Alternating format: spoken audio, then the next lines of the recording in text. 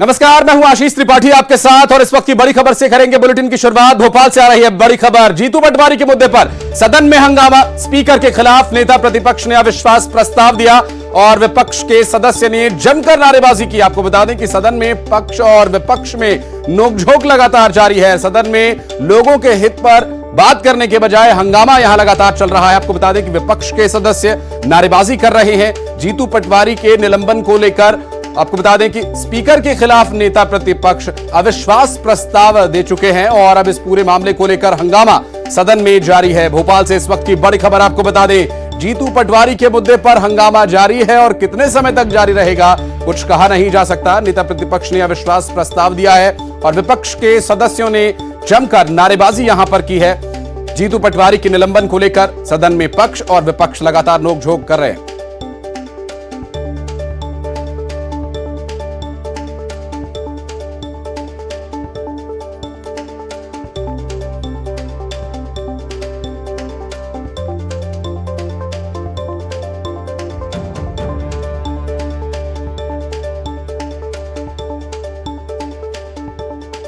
और इस मुद्दे को लेकर बातचीत करेंगे हमारे सहयोगी अनुराग हमारे साथ इस वक्त मौजूद हैं। अनुराग, सदन में चर्चा होनी चाहिए लोगों के काम की, लोगों के हित के लिए यहां पर चर्चा होनी चाहिए, लेकिन जीतू पटवारी का मुद्दा लगातार गरमा रहा है। क्या कुछ स्थिति बनती नजर आ रही है अभी? अरे पंच कर लिया गुप्ता जी पीसीआर ने। बिल्कुल, देखिए प्रश्नकाल जो कि आम लोगों के विषय से जुड़ा हुआ होता है, प्रश्नकाल वो हंगामे की भेंट चढ़ गया है। हंगामे के चलते विधानसभा में सदन की कार्रवाई को 12 बजे तक के लिए स्थगित कर दिया गया है। जीतू पटवारी के निलंबन के मामले को लेकर ये सदन में हंगामा देखने को मिला था और पक्ष और विपक्ष के बीच में तीखी नोकझोंक भी हुई है। हालांकि संसदीय कार्य मंत्री नरोत्तम मिश्रा की तरफ से अविश्वास प्रस्ताव को लेकर जो पुस्तिका है उसके हवाले से कहा गया कि जो निलंबन की कार्रवाई है वो सदन में बहुमत के आधार पर हुई है। संसदीय कार्य मंत्री ने निलंबन का प्रस्ताव रखा था जिसको विधानसभा स्पीकर की सहमति से मतदान के बाद और बहुमत के आधार पर कार्रवाई की गई और इसमें विधानसभा स्पीकर का रोल अंश मात्र का था और इसी मुद्दे को लेकर अब जो है विपक्ष के सदस्य खासे भड़क गए और आसंदी तक पहुंचकर जमकर नारेबाजी की गई है। एक और मैं आपको घटनाक्रम बता दूं, सदन के अंदर अविश्वास प्रस्ताव को लेकर पक्ष और विपक्ष के अंदर तीखी नोकझोंक और बहस तो हुई, साथ ही गृह मंत्री संसदीय कार्य मंत्री नरोत्तम मिश्रा ने अविश्वास प्रस्ताव से एक जुड़ी पुस्तिका भी गुस्से में आकर विपक्ष की तरफ फेंकी और इसी को लेकर अब विपक्ष आग बबूला हो उठा है और उसने विपक्ष के सदस्यों ने आसंदी के पास जाकर जमकर नारेबाजी की है। तो कुल मिलाकर सदन के अंदर हंगामा जारी है। फिलहाल हम बात करें तो सदन की कार्रवाई को हंगामे के चलते 12 बजे तक के लिए स्थगित किया है, लेकिन उसके बाद भी हंगामा थमेगा इसके आसार कम नजर आ रहे हैं। जी बिल्कुल, और अविश्वास प्रस्ताव को लेकर जिस तरह का हंगामा यहाँ चल रहा है, जीतू पटवारी का विषय यहाँ पर गरमाया हुआ है। लेकिन आगे की स्थिति की बात करें, 12 बजे जब सदन की कार्रवाई शुरू होगी तो क्या कुछ अभी यहाँ लंबित है जिसपे बात होनी है या फिर यही बवाल चलने की संभावनाएं नजर आ रही है? अनुराग, देखिए बिल्कुल, जो विपक्ष में नेता प्रतिपक्ष गोविंद सिंह ने सदन के अंदर जानकारी दी है कि उन्होंने विधानसभा के प्रमुख सचिव को अविश्वास प्रस्ताव की सूचना दी है, लेकिन सत्ता पक्ष का कहना है कि जो अविश्वास प्रस्ताव है वो नियम प्रक्रिया के खिलाफ है। जिन नियमों के तहत अविश्वास प्रस्ताव दिया जाना चाहिए उसका पालन नहीं किया गया है। तो कुल मिलाकर विपक्ष के निशाने पर संसदीय कार्य मंत्री और विधानसभा स्पीकर हैं, तो किसी न किसी तरीके से इस मामले को शांत करने की कोशिश में भी सत्ता पक्ष नजर आ रहा है। लेकिन 12 बजे तक सदन की कार्रवाई को स्थगित किया गया है। 12 बजे के बाद हंगामा थमेगा इसके आसार कम नजर आ रहे हैं। तो कुल मिलाकर हम यदि बात करें तो सदन के अंदर जीतू पटवारी के मुद्दे पर हंगामा जारी है और जो संसदीय कार्य मंत्री है नरोत्तम मिश्रा वो भी कुछ ही देर में जानकारी देंगे कि वाकई में अविश्वास प्रस्ताव को लेकर किन नियम प्रक्रियाओं के तहत विपक्ष ने सूचना दी और क्या उस पर कोई आगे कदम उठाया जाएगा, ये आने वाले समय में पता चलेगा। लेकिन फिलहाल हम की बात करें तो हंगामे के कारण सदन की कार्रवाई 12 बजे तक के लिए स्थगित की गई है। जी, एक और बात महत्वपूर्ण अनुराग आपसे ये जानना चाहेंगे दर्शकों के लिए कि जो 12 बजे जब सदन की कार्रवाई शुरू होगी तो अविश्वास प्रस्ताव पर ही आगे चर्चा होने की संभावना है या फिर कुछ और काम सरकार की तरफ से लंबित है जिसमें चर्चा होनी है, कार्रवाई क्या कुछ होगी आगे?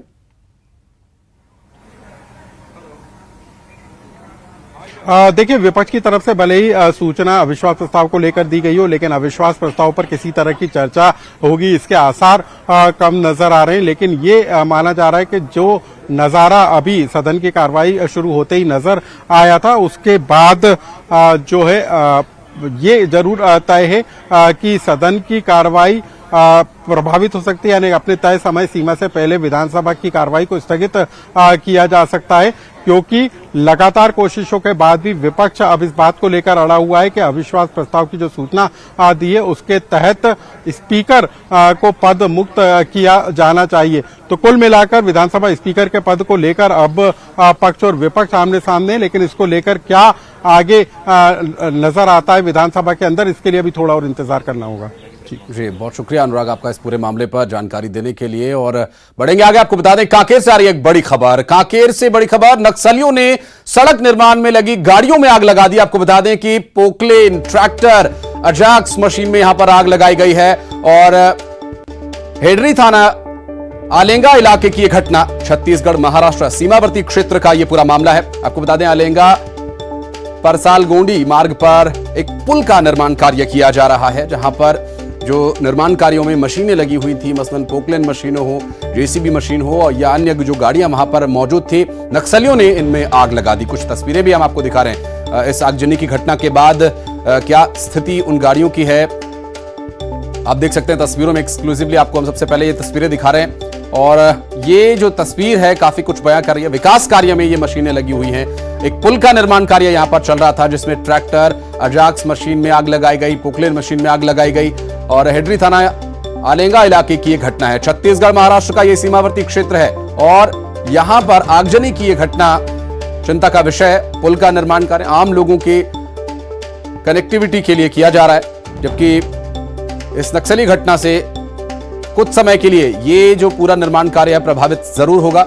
हालांकि इस पूरे मामले को लेकर एक्शन क्या लिया जा रहा है, क्या कुछ कार्रवाई की जा रही है, ये जानना अहम रहेगा। खेम नारायण हमारे सहयोगी इस वक्त हमारे साथ फोन लाइन पर मौजूद हैं, उनसे बात करेंगे। खेम, अभी क्या अपडेट मिल पा रहा है, क्या कोई कार्रवाई की जा रही है, कौन नक्सली थे इसके पीछे, क्या उन्हें पकड़ने की कोशिश की जा रही है, या निर्माण कार्य ऐसे ही बाधित रहेगा कुछ समय तक? जी, ये जो मामला है ये जो छत्तीसगढ़ और महाराष्ट्र बॉर्डर के सटे इलाके का है और वहां पर जो है नक्सलियों ने जो है निर्माण कार्य में बाधा डालने के मकसद से जो है वहां पर जो निर्माण कार्य में लगे वाहन है उनको आगजनी कर दी है। और जो है अभी टीओसी शुरू होने के बाद जो है नक्सली जो है बड़े वारदात को अंजाम देने के कयास में लगे हुए हैं, लेकिन जो है उनको कर दी गई है और पुलिस जो है इस पे पतासाजी करने में लगी है कि कौन नक्सली हैं। और मैं खेम आपके पास लौटूंगा, इस बीच एक अहम खबर, नरोत्तम मिश्रा क्या कुछ कह रहे हैं अपने दर्शकों को सुनवा देते। एक भी नहीं, गांव से जुड़ा मुद्दा नहीं, गरीब से जुड़ा मुद्दा नहीं है, किसान से जुड़ा मुद्दा नहीं है, मातृशक्ति महिलाओं से जुड़ा मुद्दा नहीं है, कोई मुद्दा नहीं है कांग्रेस के पास। लेकिन सर नेता प्रतिपक्ष कह रहे हैं कि आपके खिलाफ ही विशेषाधिकार हनन का मामला है, आपने पुस्तक फेंक के मारी होगी। देखिए, मैंने पुस्तक फेंक के नहीं मारी है, पुस्तक मैं उसको हटा रहा था जो चपरासी था, चपरासी को हटा रहा था, वो पुस्तक मेरे हाथ से स्लिप हुई, सच स्लिप हुई और उसके बाद भी वो लाते हैं तो स्वागत है, वो हमारे नेता है।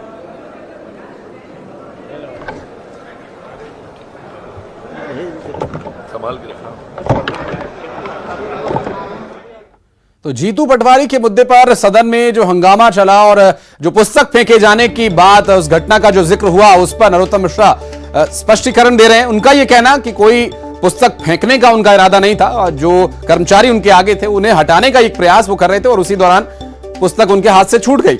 और अब देखना होगा कि क्या जो विपक्ष पर हंगामे के आरोप सत्ता पक्ष की तरफ से लगाए जा रहे हैं और जो हंगामा हो भी रहा है वहां पर, उस पर अब क्या कोई विराम लगेगा, आगे बातचीत हो पाएगी। हालांकि 12 बजे तक का जो स्थगन है, जब एक बार फिर से सदन की कार्रवाई शुरू होगी तब क्या स्थिति रहती है, इस पर लगातार अपडेट्स अपने दर्शकों तक पहुंचाते रहेंगे।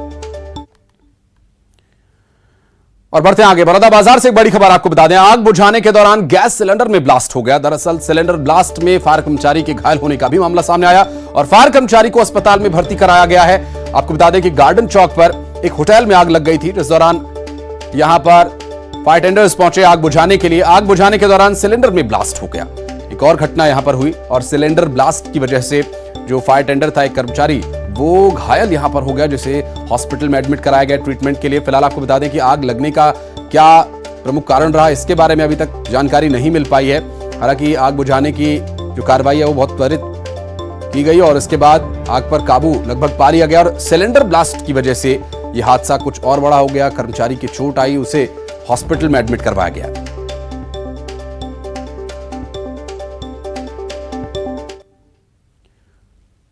खबर रायपुर से, जहां आज बजट सत्र का तीसरा दिन है। कांग्रेस विधायक ने बिलासपुर में एम्स खोले जाने का मुद्दा उठाया। बीजेपी विधायक धर्मलाल कौशिक ने भी इसका समर्थन किया। क्या सदन से एक शासकीय संकल्प भेजा जाएगा? इस पूरे मामले पर नेता प्रतिपक्ष नारायण चंदेल ने यह कहा कि समर्थन बिलासपुर में एम्स के लिए केंद्र को पत्र लिखा है, टीएस सिंहदेव ने कहा, और एम्स खोले जाने के लिए सरकार ने पत्र लिखा है, टीएस सिंहदेव का कहना। और बिलासपुर में एम्स खोले जाने पर मेरी सहमति है, टीएस सिंहदेव द्वारा यह बात कही गई। और रायपुर एम्स में भी अब बिस्तरों की कमी हो रही है, इसके लिए एक और एम्स की आवश्यकता यहां पर है। ऐसे में बजट सत्र के आज तीसरे दिन एक बहुत ही महत्वपूर्ण मुद्दा, एम्स का मुद्दा गरमाया हुआ है और उम्मीद करते हैं कि इस विषय पर जरूर कोई निर्णय निकले। हालांकि केंद्र सरकार को पत्र लिखे जाने का जिक्र जरूर किया गया है और क्योंकि केंद्र सरकार के सहयोग के बिना एम्स नहीं खुल सकेगा बिलासपुर में, ऐसा सदन में चर्चा के दौरान बात सामने आई। हालांकि इस पूरे विषय को लेकर कितना समय लग सकता है, क्या केंद्र सरकार की तरफ से जवाब आता है, यह भी देखने का एक विषय रहेगा। बजट सत्र का तीसरा दिन आज है और कांग्रेस विधायक ने बिलासपुर में एम्स खोले जाने का मुद्दा उठाया है, क्योंकि जो पहले से एक एम्स मौजूद है उसमें बिस्तरों की कमी का भी हवाला दिया गया और एम्स खोले जाने के लिए सरकार ने केंद्र को पत्र लिखा है। टीएस सिंहदेव द्वारा इसके बारे में जानकारी दी गई और सरकार की तरफ से लिखे गए इस पत्र का क्या जवाब केंद्र सरकार की तरफ से दिया जाता है, यह भी एक देखने का विषय रहेगा। फिलहाल आपको बता दें कि एम्स बेहद महत्वपूर्ण एक ऐसा संस्थान जो कि स्वास्थ्य संबंधी सभी परेशानियों का हल वहां के लोगों के लिए निकाल कर देगा और अत्याधुनिक सुविधाओं से लैस ये एम्स अस्पताल हो सकता है यदि ये निर्माण में आता है। हालांकि आगे की स्थिति क्या रहती है, इस पर डिटेल्स लगातार आप तक हम पहुंचाते रहेंगे। एम्स खोले जाने को लेकर केंद्र सरकार को लिखे गए पत्र का क्या जवाब वहां से आता है, ये भी एक महत्वपूर्ण विषय रहेगा। तीसरा दिन आज सदन चल रहा है जिसमें एम्स खोले जाने का विषय उठा है। हालांकि इस विषय को लेकर चर्चा में क्या कुछ और विषय सामने आते हैं, ये भी डिटेल्स अपने हमारे सहयोगी देवव्रत देंगे। देवव्रत भगत हमारे साथ इस वक्त रायपुर से हमारे साथ जुड़ गए, उनसे बात करते हैं। देवव्रत, आज एम्स का एक बहुत ही गंभीर विषय उठा है और क्या कुछ चर्चा होने की संभावना है? केंद्र को जो पत्र लिखा गया, कब तक उसका जवाब आने की संभावना है? जी, क्योंकि छत्तीसगढ़ में पहले से एक एम्स है और केंद्र सरकार द्वारा ये घोषणा भी की गई थी कि हर राज्य में एक एम्स होना चाहिए। रही बात बिलासपुर संभाग की, तो ये सबसे बड़ी आबादी वाला में से एक संभाग है और ऐसे में यहाँ पर एम्स खोले जाने को लेकर के लगातार कोशिशें की जा रही थी, लेकिन इसके बावजूद अब तक इस पर आगे कोई कार्रवाई नहीं हुई है। और इसी मसले पर एक तरह से स्वास्थ्य मंत्री भी घिरते हुए दिखाई दिए, क्योंकि छत्तीसगढ़ के बिलासपुर में एम्स खोलने का मुद्दा था और सत्ता पक्ष के ही जो विधायक हैं उन्होंने, विधायक शैलेश पांडे ने ये मसला उठाया और एक तरह से बीजेपी के जो विधायक थे, पूर्व नेता प्रतिपक्ष धर्मलाल कौशिक, उनका भी समर्थन यहाँ पर शैलेश पांडे को मिला कि एक शासकीय संकल्प क्यों ना इसके लिए भेजा जाए। ये भी बात यहाँ पर सदन में उठी और साथ ही साथ ये भी कहा जा रहा था कि राज्य की ओर से जब पहल की जाएगी तभी बिलासपुर में एम्स खोला जा सकेगा, जबकि सीधे तौर पे स्वास्थ्य मंत्री का जवाब यहाँ पर यही आया कि फिलहाल इसमें सरकार की तरफ से कोई कार्रवाई नहीं की गई है, यानी सरकार की तरफ से ही कोई कोशिश नहीं की गई, इसलिए अब तक के जो है बिलासपुर में एम्स खोलने को लेकर के बात आगे नहीं बढ़ पाई। अब देखने में यह आया होगा कि सदन में जब ये सवाल उठे हैं और एम्स खोलने को लेकर के एक अर्धशासकीय पत्र भी लिखा जा चुका है, तब इसके बाद अब आगे की कार्रवाई क्या होती है, क्योंकि एम्स जैसा बड़ा संस्थान जब किसी भी देश के किसी भी राज्य में होता है तो लाखों मरीजों को उसका फायदा मिलता है। अब निश्चित तौर पे पहले से एक एम्स छत्तीसगढ़ में है, अब दूसरे एम्स को खोलने की कवायद के लिए राज्य सरकार को यहाँ कदम उठाने होंगे और इसीलिए शायद ये कोशिश एक तरह से रही है यहाँ पर सत्ता पक्ष विपक्ष की कि इस मुद्दे को लेकर के यहाँ पर बातचीत की जाए। हालांकि सवाल आया और जनसंख्या के अनुपात में भी बिलासपुर संभाग बड़ा है और ऐसे में सहमति जरूर सत्ता पक्ष से दी गई है, लेकिन अब ये सवाल उठने के बाद उम्मीद की जानी चाहिए कि बिलासपुर में भी एम्स खोले जाने को लेकर राज्य सरकार की तरफ से आगे जाकर के कार्रवाई की जाएगी। जी, और कुछ बात स्वाभाविक भी है देवव्रत, चूंकि अब चुनाव नजदीक है, ऐसे में जनता के हित का जो विषय है वो दोनों ही पक्ष की तरफ से कहा जा रहा है, विपक्ष भी इस बात का समर्थन कर रहा है, बीजेपी के नेता इसका समर्थन कर रहे हैं कि एम्स खुलना चाहिए। सरकार कह रही है कि हमारा प्रयास बहुत तेजी से काम कर रहा है, कि पत्र भी लिख दिया गया केंद्र सरकार को। लेकिन देवव्रत, चूंकि रायपुर एम्स में बिस्तरों की कमी का एक हवाला दिया गया, जो कि एक बड़ा तथ्य है, एक बड़ी वजह बन सकता है कि एक और एम्स यहां मिलना चाहिए। एम्स में अगर मरीजों की बात की जाए तो केवल पूरे छत्तीसगढ़ से ही नहीं बल्कि पड़ोसी राज्यों से भी जो है उड़ीसा और मध्य प्रदेश के अलावा महाराष्ट्र से भी जो पेशेंट्स हैं वो रायपुर की ओर रुख करते हैं। और ऐसे में बिस्तरों की जो संख्या है वो निश्चित तौर पे एक चिंता का विषय है। और ऐसे में प्रदेश के जो लोग हैं उनको भी इसका लाभ मिलना चाहिए, क्योंकि प्रदेश की धरती पर अगर एम्स जैसा बड़ा संस्थान खुला है तब बेड की कमी नहीं होनी चाहिए। और अच्छा स्वास्थ्य और उसके अलावा स्वास्थ्य सुविधाएं जो है वो हर मरीज का हक है। और ऐसे में जब एम्स जैसे संस्थान खुलेंगे तब निश्चित तौर पे व्यवस्थाएं बेहतर होंगी। लेकिन जो प्रयास है जिस शिद्दत के साथ होने चाहिए थे उसमें शायद कोई कमी रह गई, इसलिए बिलासपुर में बात अब तक आगे नहीं बढ़ पाई। अब उम्मीद ये की जानी चाहिए कि शायद सरकार की आंखें खुले, माननीयों की आंखें खुले और इसके बाद अभी केंद्र सरकार को जो पत्र लिखा गया है राज्य सरकार की तरफ से, उम्मीद है कि उस पर जवाब भी जल्द आए। अब चूंकि सत्ता पक्ष और विपक्ष दोनों ही प्रयासरत हैं तो उम्मीद करते हैं कि एम्स भी जल्दी आ ही जाएगा। और चूंकि ये ऐसा संस्थान है जैसे रायपुर एम्स का आपने जिक्र किया कि काफी मददगार आसपास के राज्य के लोगों के लिए भी रहता है, उम्मीद करते हैं कि जल्दी बिलासपुर में भी एम्स होगा। बहुत शुक्रिया आपका। आगे बढ़ते हैं। आपको बता दें कि दुर्ग नगर निगम के सफाई कर्मचारी अनिश्चितकालीन हड़ताल पर चले गए हैं, जिससे शहर में सफाई व्यवस्था चरमरा गई है। 8 सूत्रीय मांगों को लेकर सफाई कर्मचारी हड़ताल पर चले गए हैं। अपनी मांगों को लेकर सफाई कर्मचारी नगर निगम मुख्यालय पर धरना प्रदर्शन करेंगे। दुर्ग शहर की सफाई का जिम्मा अब 90 नियमित सफाई कर्मचारियों के कंधों पर है। दुर्ग नगर निगम में 60 वार्ड्स हैं। अब इन 60 वार्ड्स की साफ सफाई की जिम्मेदारी 90 कर्मचारियों पर है, तो बोझ बहुत भारी है सफाई व्यवस्था का। लेकिन क्या कोई बीच का रास्ता निकल पाएगा? इस अनिश्चितकालीन हड़ताल को खत्म करने के लिए बेहद गंभीर प्रश्न यह रहेगा, क्योंकि सफाई व्यवस्था चरमरा सकती है। 90 नियमित सफाई कर्मचारी इतने बड़े क्षेत्र को कैसे कवर करेंगे, ये गंभीर प्रश्न बना हुआ है। अभी इस हड़ताल की वजह से क्या कुछ आगे परेशानियां हो सकती हैं, इस पर भी हम लगातार नजर बनाए हुए हैं और उम्मीद करते हैं कि निगम की इस समस्या का जल्द ही हल निकल सकेगा।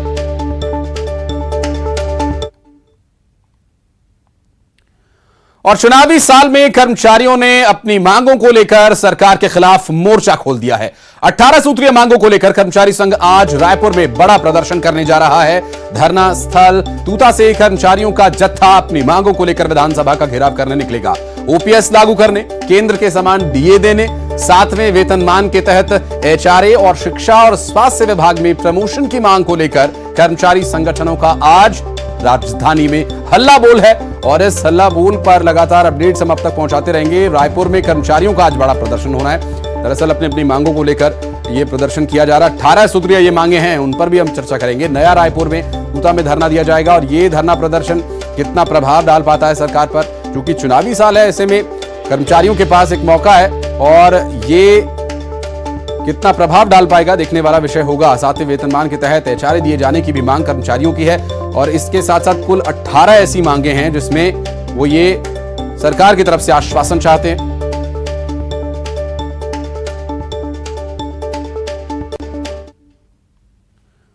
और कोरबा से एक बड़ी खबर आपको बता दें, परिवार का समाज ने बहिष्कार कर दिया। दूसरे गांव में बेटी की शादी करने पर यह सजा दी गई है समाज की तरफ से। दरअसल परिवार पर 10,000 रुपए दिए जाने का दबाव बनाया जा रहा है। पीड़ित परिवार ने पुलिस से गुहार लगाई कि उन्हें न्याय मिले। उरगा थाना क्षेत्र के परसवानी गांव का यह पूरा मामला है, जहां एक परिवार का समाज ने बहिष्कार कर दिया। आज के समय में जब आधुनिक समाज और विकास की ओर बढ़ रहा है, ऐसे समय में इस तरह का सामाजिक बहिष्कार किया जाना एक समाज की तरफ से, हालांकि परिवार के लिए काफी परेशानी का विषय है। हालांकि परिवार पर 10,000 रुपए देने का जो दबाव बनाया जा रहा है, इस विषय को लेकर अभी तक किसी ने खुलकर कोई बात नहीं की है। जबकि पीड़ित परिवार अब पुलिस के आश्रय है और पुलिस से न्याय की गुहार परिवार लगा रहा है कि यह सामाजिक बहिष्कार, इसको खत्म किया जाए, इस पर कोई एक्शन लिया जाए।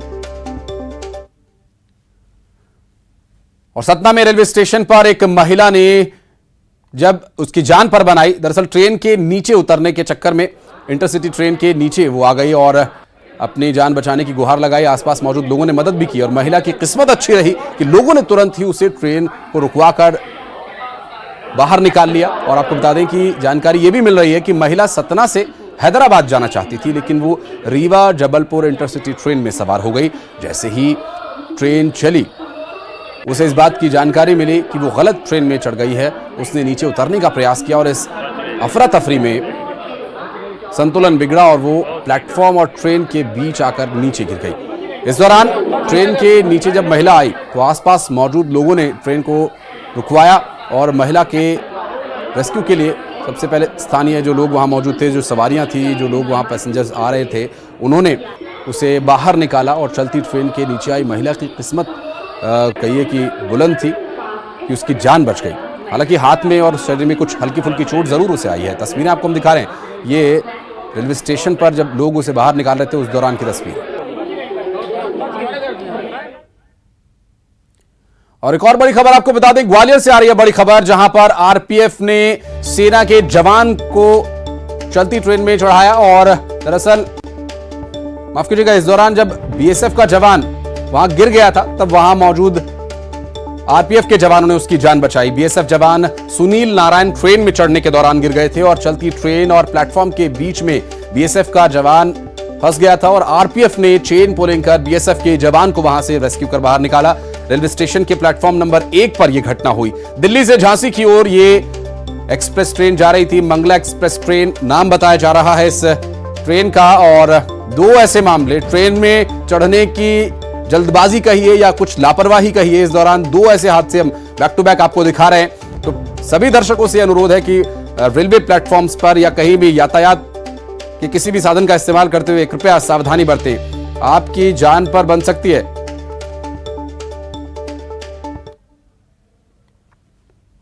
और पेंड्रा से एक और बड़ी खबर आपको बता दें, घर की दीवार गिरने की वजह से एक हादसा हो गया और इस हादसे में 4 साल के बच्चे की मौत हो गई। हादसे में बुजुर्ग गंभीर रूप से घायल हो गया और मरवाही के नरौर गांव का यह पूरा मामला बताया जा रहा है, जहां पर दीवार गिरने की वजह से हादसा हो गया। पेंड्रा से बड़ी खबर हम आपको बता रहे हैं, इस हादसे में एक बच्चे की दुखद मौत हो गई जबकि एक बुजुर्ग इस हादसे में घायल हो गया दीवार गिरने की वजह से। आपको बता दें कि इस घटना के बाद बुजुर्ग को हॉस्पिटल में एडमिट करवाया गया।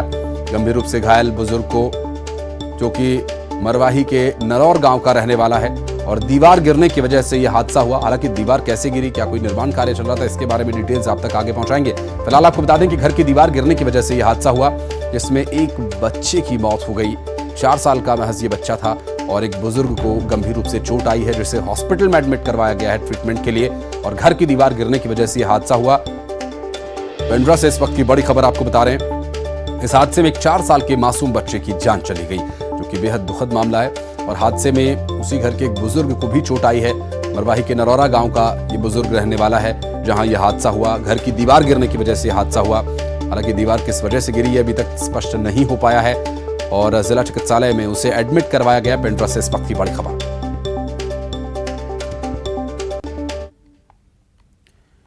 और बढ़ते आगे आपको बता दें कि इंग्लैंड के पूर्व टीम कैप्टन केविन पीटरसन भारतीय क्रिकेट फैंस के फेवरेट क्रिकेट खिलाड़ियों में से एक हैं। भारत के दौरे पर आए केविन पीटरसन ने केंद्रीय गृह मंत्री अमित शाह से भी मुलाकात की। उनकी ये मुलाकात औपचारिक थी। मुलाकात के बाद केविन पीटरसन ने एक तस्वीर साझा की और तस्वीर शेयर करते हुए उन्होंने कहा कि भारतीय राजनीति के दिग्गज से मुलाकात काफी शानदार रही।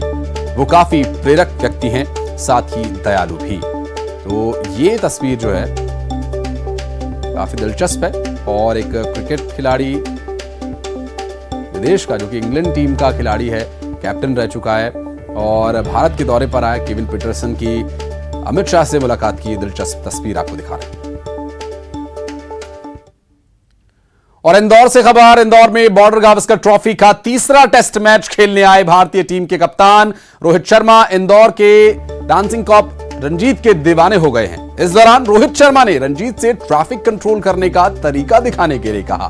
कप्तान रोहित शर्मा की अपील पर रंजीत ने डांस करते हुए ट्रैफिक को संभालने का वही अपना चिरपरिचित अंदाज दिखाया, जो सोशल मीडिया पर गाहे बगाहे वायरल होता ही रहता है। और इस दौरान रोहित शर्मा ने रंजीत का ताली बजाकर हौसला बढ़ाया। रंजीत के ट्रैफिक कंट्रोल करने के तरीके को देखकर अन्य भारतीय खिलाड़ी भी काफी खुश दिखे और रंजीत ने भी सैल्यूट कर टीम इंडिया को सम्मान दिया। इंदौर के डांसिंग कॉप रंजीत की भारतीय टीम भी दीवानी हो गई है और भारतीय टीम के कप्तान रोहित शर्मा ने उनकी हौसला अफजाई भी की है। जी बताइए, क्या कहा रोहित शर्मा ने आपसे? डेफिनेटली जब से वो उन्होंने मुझे देखा था तब से वो बस से बोल रहे थे कि हमको आपका डांस देखना है, और उन्होंने बाय मैसेज जो स्टाफ लगता है उनसे बुलवाया भी सही कि रंजीत को बोलिए उनको हमको डांस देखना है, हम इंटरेस्टेड हैं। और वो जिस तरह एक्साइटेड होते थे बस में देख के, मुझे देख कर तो बड़ा अच्छा लगता था। देन मुझे लगा कि इतना डिमांड है, इतना हमारे कप्तान है, देश के कप्तान है, उनकी खुशी के लिए अगर हम कुछ कर सकते हैं तो मैं इसी मौके की तलाश कर रहा था कि कहाँ राइट टाइम आएगा और कहाँ मैं उनको दिखा पाऊंगा। और राइट टाइम लकली वो आया भी सही।